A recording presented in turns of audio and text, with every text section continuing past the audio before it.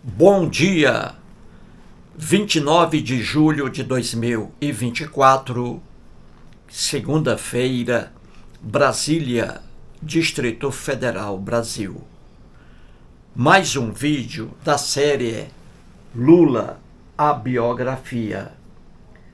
Primeira edição, publicado em 2021. Primeiro volume, o segundo volume ainda não saiu. Livro escrito por Fernando Moraes. Desde 2011, Fernando Moraes vem somando informações passadas a ele pelo próprio Lula. Então vamos ver aqui mais um fato na vida de Luiz Inácio Lula da Silva.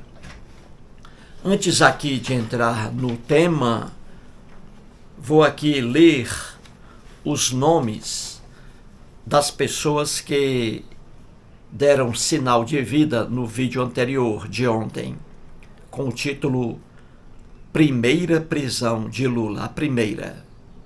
Então, aqui, 11 pessoas deram sinal de vida. Então, um abraço aqui para Samuel José, Antônio Carlos Bernardo, Edson Bruno, Livre Pensador, Paula Paulina, Edilves Miguel, que mora no Rio de Janeiro, Daniel Rodrigues, José Francisco da Silva, Henrique Agostinho, que mora em São Bernardo do Campo, onde o Lula passou grande parte da vida dele, em São Paulo, São Bernardo do Campo. Um abraço para a Sildenira Araújo e também um abraço para o Leandro Mendes. Então é isso aí, gente. No vídeo de ontem, a pergunta, né? Qual foi a primeira prisão de Lula? A primeira prisão dele. Qual foi? Em que ano? E como foi? Respondi isso no vídeo anterior, número 17. Hoje, vídeo 18. 18º. Pois bem, agora para esse vídeo vem a pergunta. Lula foi preso 19 de abril de 1980. Foi preso lá em São Bernardo do Campo. E ele foi levado para onde? Para onde ele foi levado? Para onde ele foi levado? Qual o local? E como era esse local na ditadura militar? É isso aí que vamos analisar agora. Vamos lá. Vamos começar acima aí, gente, ó. À esquerda, lá acima. Letra A. 19 de abril de 1980. Mostramos aí no vídeo de ontem, com o título Primeira prisão de Lula, mostramos aí que ele foi preso na manhã, 6 horas da manhã. Ele estava na humilde casa em que ele morava com a Marisa Letícia, uma casa com apenas 33 metros quadrados, apenas um quarto. Foi preso ali por militares na ditadura militar. Muito bem. E ali o Lula foi levado para onde, hein? Para onde ele foi levado? Na perua, veraneio, dentro do carro, com vários 6 policiais militares armados. Ele foi levado para onde, o Lula? Será que foi para Sobral, lá no Ceará? Não foi não. Sobral não. Bom, ele foi levado para o presídio. Esse presídio, ele ficava era um prédio no centro de São Paulo, no Largo General Osório.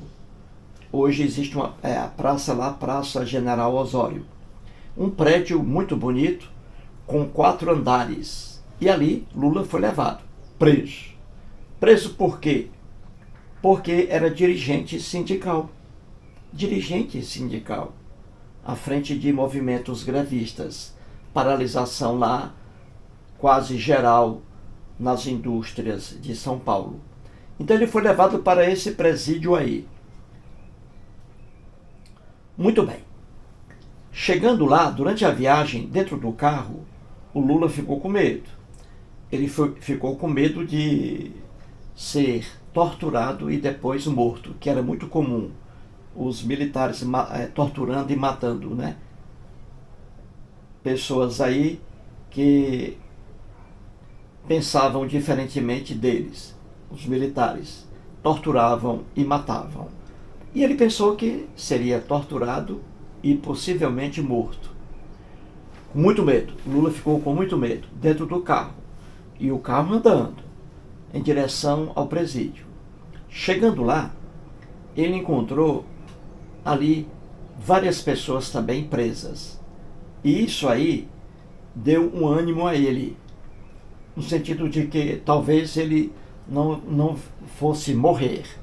Então ele chegou lá, preso, aí ele encontrou, veja aí acima, Lula encontrou aí colegas de diretoria lá do sindicato, dos metalúrgicos, encontrou também outros sindicalistas, encontrou lá quem? O irmão dele, que estava preso também, o Frei Chico. O Frei Chico, chamado José, o nome dele é José, ou então Ziza, ou então Frei Chico, é um apelido, o irmão dele, Frei Chico. Estava preso lá. O Frei Chico, diferentemente do Lula, ele tinha ideais comunistas. Ele era lá aliado ao Partido Comunista. Entendeu? O irmão dele, o Frei Chico. Lula não. Lula nunca foi comunista. Ele nunca quis se meter com isso aí, porque ele sabia que isso aí ia dar rolo. Pois bem, o irmão dele, Frei Chico, o José Ferreira, estava lá, preso também. E aí, por ser comunista, apenas por ser comunista, nunca pegou em uma arma, nem em uma faca sequer, a não ser para descascar uma laranja, né? Então o Frei Chico, irmão de Lula, estava preso lá. E foi torturado pelo exército, o Frei Chico. Em outro vídeo vou mostrar como foi a tortura dele. Ele foi barbaramente torturado. Escapou, mas foi torturado. Apenas por ser comunista. Apenas por pensar diferentemente dos militares. Entendeu? Muito bem. Na prisão também, e aí o Lula se assustou. Na prisão, o Lula viu quem? Veja lá. 2 advogados famosos. José Carlos Dias, advogado famoso, e o Dalmo Dallari, também advogado famoso. E o Dalmo Dallari era professor de Direito da Universidade de São Paulo, da USP. Os dois estavam presos também. Veja o que é a desgraça chamada ditadura. E pior ainda, ditadura militar. Muito bem. E aí, veja na letra B de bola. O ditador, presidente, né, general de exército, João Batista Figueiredo, ele viu que as paralisações nas indústrias de São Paulo estavam lá uma loucura, não é? As empresas, né, as indústrias parando. Isso aí gerando prejuízo, né, não só para as fábricas, indústrias, como também para os cofres do governo, porque indústrias trabalhando é emprego garantido, não é? É imposto de renda dos empregados e também impostos aí pagos pelas indústrias. Então, empresas paradas, prejuízos aí para elas e para o governo, que deixa de arrecadar impostos. E o ditador general de exército João Batista Figueiredo, presidente do Brasil, ele ali resolveu enfrentar os grevistas em São Paulo. Ele escolheu o carrasco de exército, o general Milton Tavares de Souza. Falei isso aqui no vídeo anterior. Esse aí é que mandou prender o Lula, os colegas de diretoria, José Carlos Dias, 2 advogados, etc. Então, o Figueiredo encarregou aí o general Milton Tavares de Souza, chamado por Caveirinha, caveira, cadáver. Esse aí foi responsável por muitas mortes e torturas. O general Milton Tavares de Souza já morreu, já escafedeu, não existe mais. Muito bem, então veja aí no quadro, CIA, Agência Central de Inteligência Norte-Americana, veja aí. Muito tempo depois, porque quando o Lula foi preso, ninguém sabia quem mandou prender o Lula. O governador de São Paulo, Paulo Maluf, disse que não foi ele. O Romeu Tuma também disse que não foi ele, Romeu Tuma. Então ninguém assumia, não é? Só que foi descoberto, isso muitos anos depois, que quem mandou prender Lula e os que estão aí foi o carrasco general de exército Milton Tavares de Souza. Descobriu-se isso aí. E como foi? Veja aí, ó. Veja aí. Depois, quando os documentos da ditadura militar foram revelados ao público, descobriu-se que havia lá um memorando feito pela Agência Central de Inteligência. E nesse memorando, o general Milton Tavares de Souza, o Caveirinha, ele ali escreveu para os dois ditadores, o Geisel, Ernesto Geisel, e para o João Figueiredo, ele mesmo revelando, o Caveirinha, que ele assumiu lá o assassinato, veja bem, em apenas um ano, de 104 pessoas que eram contrárias ao regime. Ele mesmo assumindo aí a morte dessas pessoas aí. Como se vê, o general de exército Milton Tavares de Souza não era flor que se chegasse. Sob o comando dele, no CIE, olha aí, CIE, que é a Central de Inteligência do Exército. Quando ele estava no comando dessa central, ali estava em plena atividade os DOI-CODES. DOI-CODES, que diabo é isso? DOI-CODES. DOI-CODE, veja bem, vamos lá, DOI, o que isso significava? Destacamento de Operações de Informações. E o CODE, CODI, porque aí está em plural. E o CODE? O CODE significava Centro de Operações de Defesa Interna. Então havia os DOI-CODES em São Paulo, em Brasília, no Rio de Janeiro, etc. Aí os DOI-CODES, centros de tortura. Militares torturavam pessoas e matavam também. Muitos foram mortos e muitos torturados, como é do conhecimento. Lula não foi torturado. Muito bem. Então, veja o que aconteceu. Como é que se descobriu que foi o Caveirinha que mandou prender os que estão acima aí, inclusive o Lula. Como se descobriu isso? Veja bem, como é que foi isso? Veja a letra C aí. Na letra C está aí Dom Paulo Evaristo Arnes e o ditador João Batista. O Paulo Evaristo Arnes era cardeal arcebispo na época. Cardeal arcebispo. E ele defendia os trabalhadores. Católico, cardeal arcebispo, defendia os trabalhadores. Ele defendia Lula, por exemplo. Já uma grande parte da Igreja Católica já defendia os torturadores, defendia os militares, entendeu? Grande parte da Igreja Católica. Só que outra parte defendia os trabalhadores. E aí, veja bem, o Dom Paulo Evaristo Arnes foi ele que comunicou à imprensa, que espalhou que o Lula havia sido preso. Não é? Já mostrei isso aqui.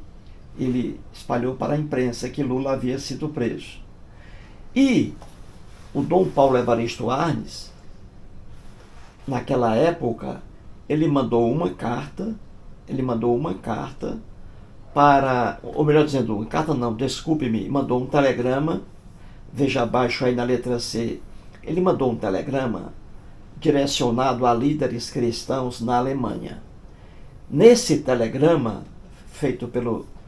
assinado pelo Paulo Evaristo Arnes, ele pedia ajuda aos companheiros católicos da Alemanha para pressionarem a Volkswagen e a Mercedes-Benz, porque a matriz era lá na Alemanha e havia a filial aqui da Volkswagen e Mercedes-Benz em São Paulo, que estavam paradas aí por causa da greve.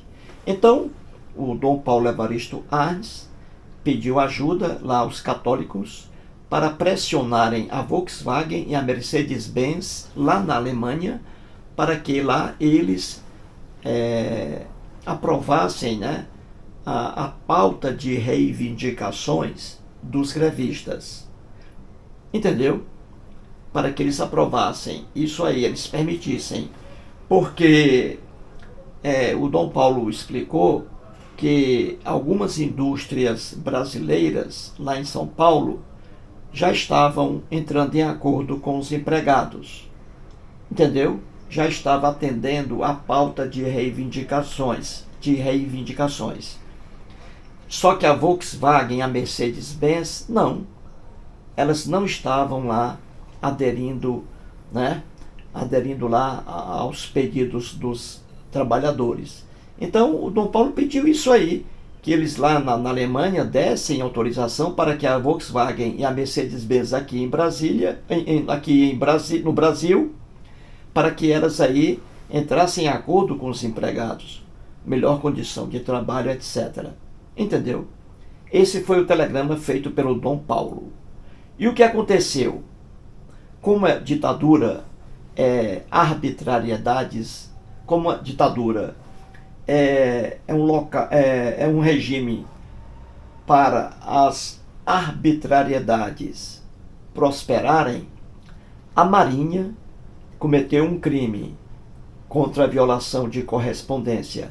A Marinha pegou o telegrama aí do Dom Paulo Arnes e passou para o Figueiredo.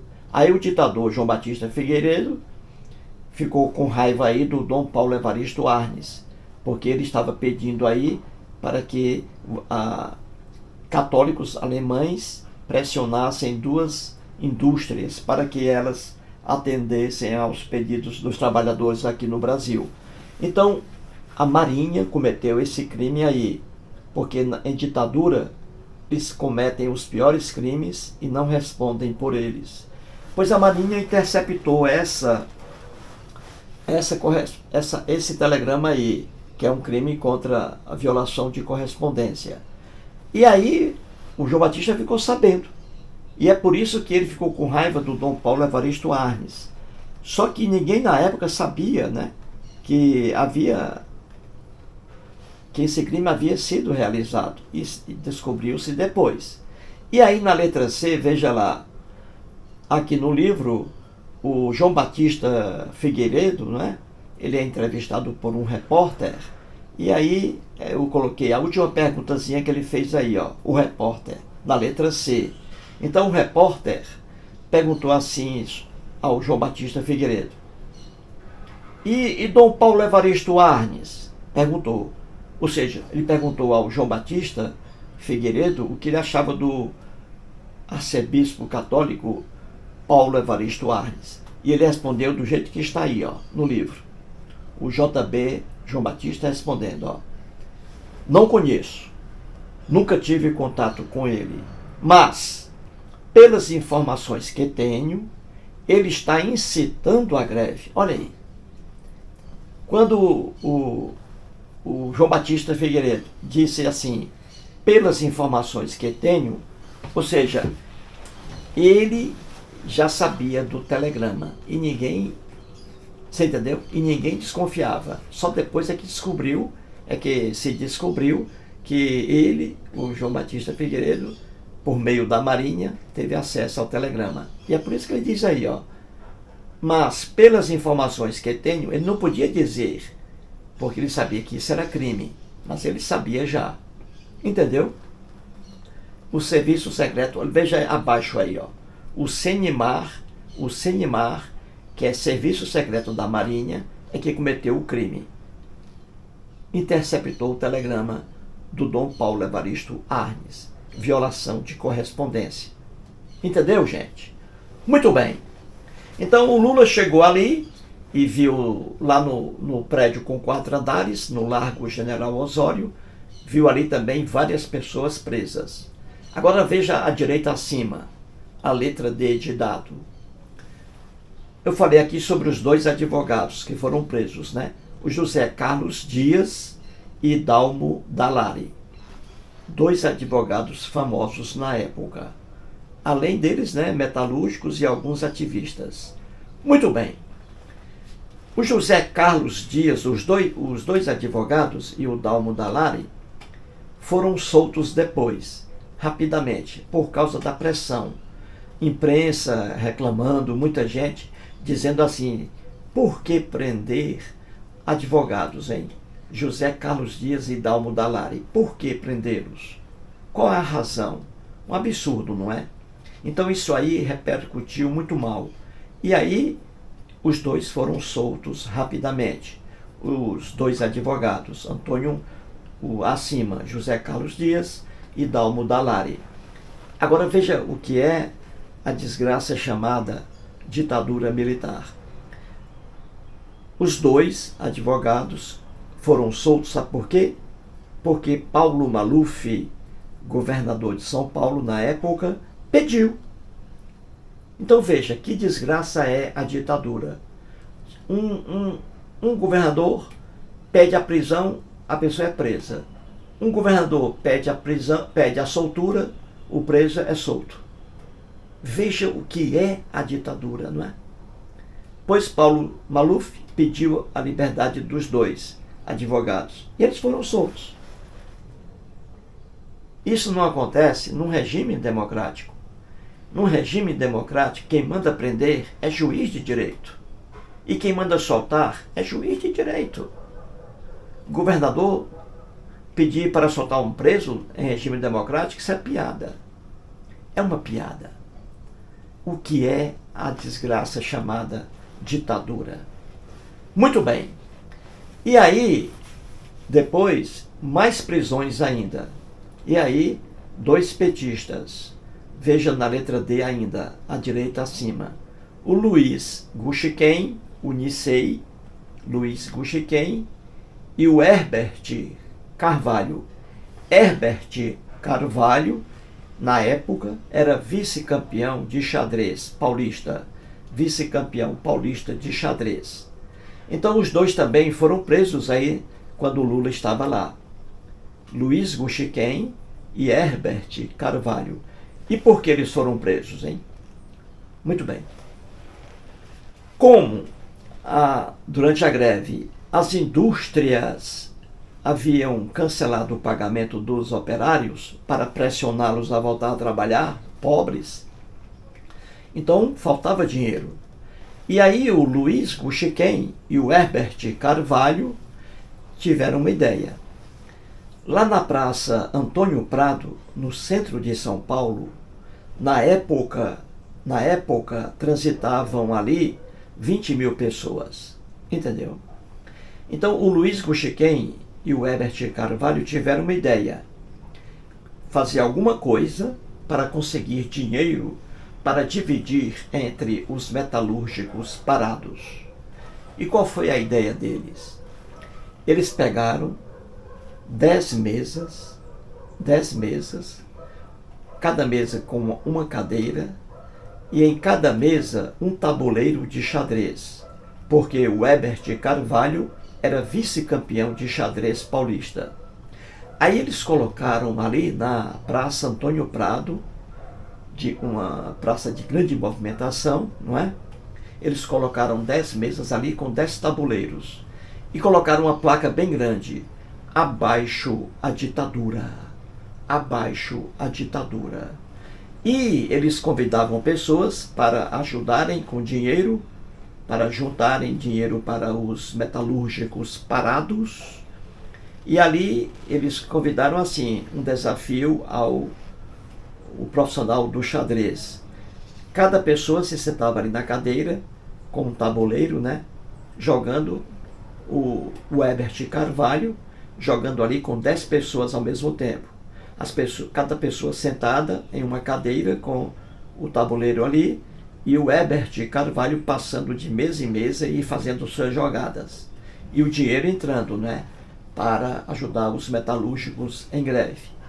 Só que apareceram pessoas ali, pessoas do mal, e chamaram a polícia.